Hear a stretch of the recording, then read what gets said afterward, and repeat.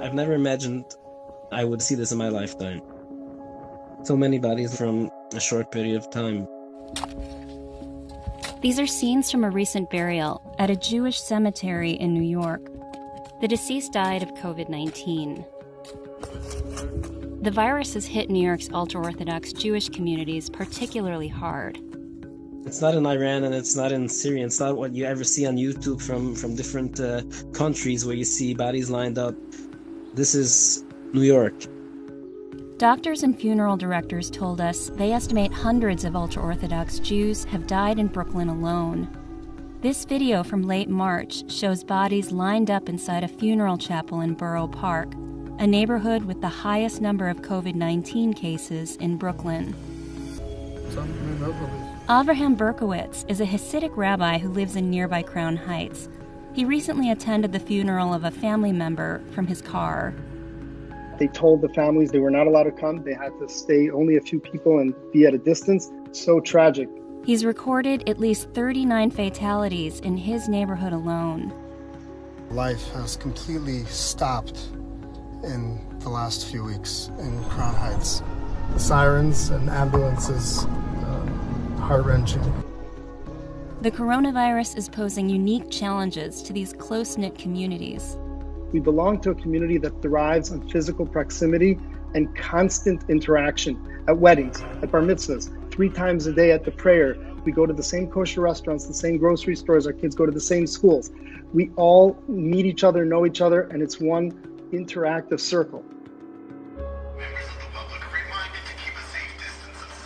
Now, long-standing traditions are being upended by social distancing guidelines and are having to be rethought on the fly. People are holding virtual bar mitzvahs and attending drive-by weddings.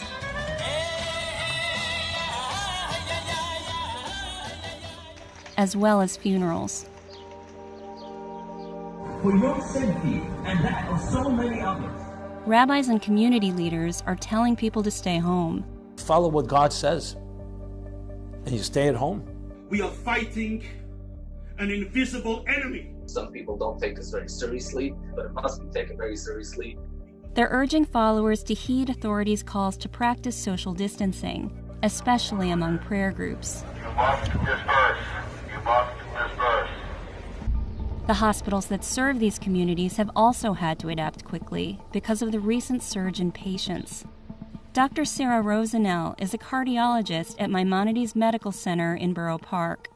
We have over 400 patients that we're treating for COVID, and we have transformed every single place to become an ICU to treat them. Maimonides has banned almost all visitors, including family members, unless death is imminent, which can make it hard for families to reach their loved ones in time to recite customary prayers. There was this 97-year-old Hasidic Holocaust survivor, already intubated, and his heart was not beating anymore. So we had to do chest compression. So there was an aide who was at bedside, and he had his phone on speaker, and the phone on speaker was prayers from the family member. And this is how this patient was able to die with dignity and still following the Jewish law. Stories of people dying alone, without proper rites, drove community members to come up with another solution. For Yiddish, please press 1. For English, please press 2. We got a lot of complaints that the hospitals won't let any family members in. How can we say final prayers if the people are dying alone? Meir Berger is the director of operations of the Jewish Burial Society Chesed Shel Emes. He helped create a hotline with pre-recorded Jewish prayers, meant for the final moments before death. My fellow Jew, your family very much wants to be with you in person. However, due to the current circumstances, it just isn't safe or allowed. People can have a patient rep in the hospital call on the hotline and put the prayers on speaker right next to the people who pass away.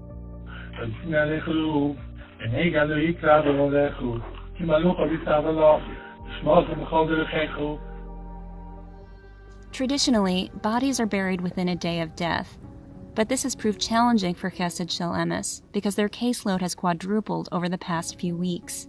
When I'm seeing young people leaving behind 7 orphans, this is the hardest part. Just thinking about all the families who are being left behind.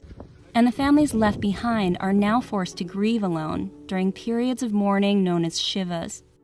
The whole beauty of the Jewish tradition and religion is after any person passes, you're with your immediate family for 7 days, and hundreds of people from the community come and visit you and comfort you and bring you food.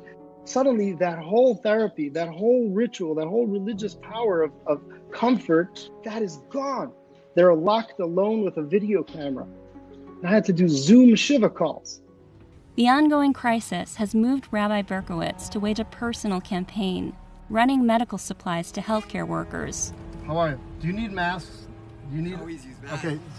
I reached out to every major hospital, New York Presbyterian, Methodist, Mount Sinai, every single hospital. If I wasn't helping frontline healthcare workers get the supplies they need, I would be a complete wreck. Members of the Hasidic community or the Orthodox Jewish community were shuttering the synagogues to save lives. But this virus doesn't know race, it doesn't know religion, it doesn't know color, it doesn't know borders.